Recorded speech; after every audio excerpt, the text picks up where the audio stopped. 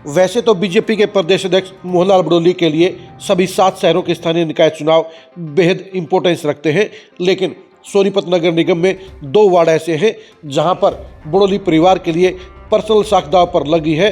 दोनों ही वार्डों के अंदर बीजेपी का चुनाव जीतना बेहद जरूरी है, क्योंकि अगर इस चुनाव के अंदर कुछ उक चुक होगी तो फिर बड़ोली परिवार के लिए बड़ा नुकसान हो सकता है। नमस्कार, मैं हूं कुलदीप शरण। आज हम खरी खरी न्यूज़ में चर्चा करेंगे सोनीपत नगर निगम के उन 2 वार्डों की जहां पर बड़ोली परिवार की साख दांव पर लगी हुई है।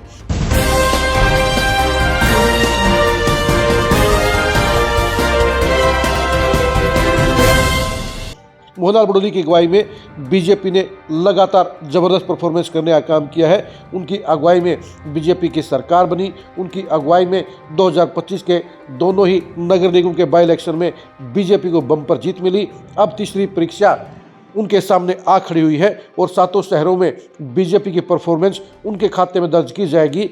लेकिन सोनीपत नगर निगम में 2 वार्ड ऐसे हैं जो उनके पर्सनल खाते में गिने जा रहे हैं, जहां उनके परिवार के 2 बेहद नज़दीकी लोग चुनाव लड़ रहे हैं।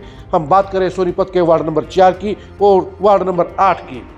वार्ड नंबर 8 बड़ोली परिवार के लिए इसलिए बेहद ज़्यादा इम्पोर्टेंट है, इसलिए बेहद ज़्यादा खास है क्योंकि वहाँ पर मोहनलाल बड़ोली के भाई माईराम के बेटे के साले कुणाल कौशिक चुनाव लड़ रहे हैं और ये परिवार का चुनाव होने के नाते ही पूरा परिवार इस चुनाव में जुट गया है। इसे अपने रसूख का सवाल बना लिया है और इसलिए कुणाल कौशिक की जीत के लिए बीजेपी के तमाम बड़े चेहरे अब इसे नजर आने लगे हैं। पहले आप खुद सुनिए कि माईराम कौशिक ने इस चुनाव के बारे में और कुणाल कौशिक के बारे में क्या कहा।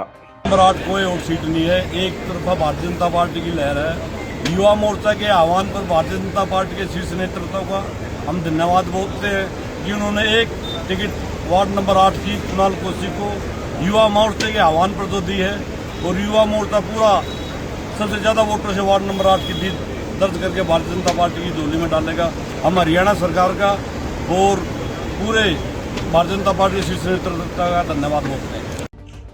आपने सुन लिया होगा कि माईलाल कौशिक इस चुनाव को लेकर बेहद गंभीर है और जीत का पुख्ता दावा कर रहे हैं। उनके सामने जहां कांग्रेस की तरफ से पवन सुरहा ताल ठोक रहे हैं, वहीं पर निर्दलीय पुनीत राय भी मामले को रोचक बनाने का काम कर रहे हैं।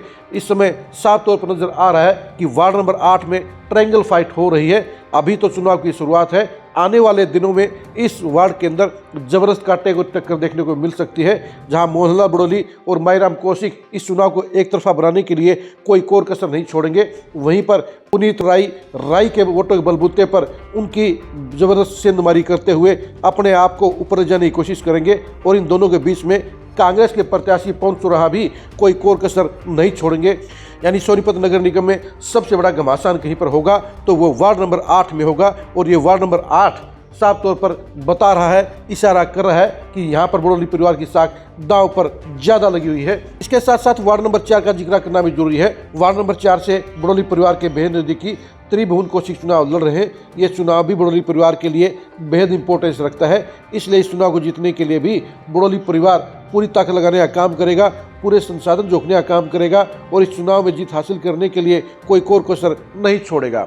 वार्ड नंबर 4 के अंदर कांग्रेस ने युवा पायल मलिक को चुनाव मैदान में उतारा है और उनकी जीत साफ तौर पर कांग्रेस के मेयर प्रत्याशी कमल दीवान के लिए पर्सनल जीत रहेगी, क्योंकि पायल मलिक कमल दीवान की फैमिली मेंबर है। इसलिए वार्ड नंबर 4 के चुनाव को जीतने के लिए कमल दीवान भी अपने चुनाव के साथ साथ इस पर पूरा फोकस रखेंगे। इस सीट को निकालने के लिए वो कोई कोर कसर नहीं रखेंगे। लेकिन कमल दीवान से ज़्यादा बड़ोली परिवार के लिए वार्ड नंबर 4 और वार्ड नंबर 8 ज़्यादा मायने रखते हैं, क्योंकि यह हार जीत साफ तौर पर बड़े बड़ोली यानी मोहनलाल बड़ोली के लिए ज़्यादा इंपॉर्टेंस रखती है, क्योंकि इन दोनों वार्डों की जीत की गूंज ज़्यादा ऊपर तक नहीं जाएगी। क्योंकि जब 7 शहरों के चुनाव हो रहे हैं तो ऐसे में 2 वार्डों की गिनती नहीं होनी चाहिए। लेकिन सवाल इस बात का है कि दोनों ही वार्डों के अंदर बड़ोली परिवार के पर्सनल लोग चुनाव लड़ रहे हैं। ऐसे में यहाँ जीत को लेकर बड़ी चर्चा नहीं होगी, लेकिन अगर किसी कारण से यहाँ पर उलटफेर हो गया तो फिर मोहनलाल बड़ोली के लिए बड़ी चुनौती पेश हो सकती है। उनकी साख के ऊपर सवाल खड़ा हो सकता है, उनको सियासी नुकसान हो सकता है। आप सोनीपत के वार्ड नंबर 8 और वार्ड नंबर 4 के बारे में क्या सोचते हैं, कमेंट करके जरूर बताइए। सोनीपत नगर निगम में वार्ड नंबर 8 और वार्ड नंबर 4 में कौन जीतेगा, इसके बारे में कमेंट करके जरूर बताइए। सोनीपत के वार्ड नंबर 8 और वार्ड नंबर 4 की एक्सक्लूसिव खबरों को जानने के लिए आप लगातार खरी खरी न्यूज़ के साथ बने रहिए। आप हमारे फेसबुक पेज को फॉलो कीजिए, आप हमारे यूट्यूब चैनल को सब्सक्राइब कीजिए। नमस्कार।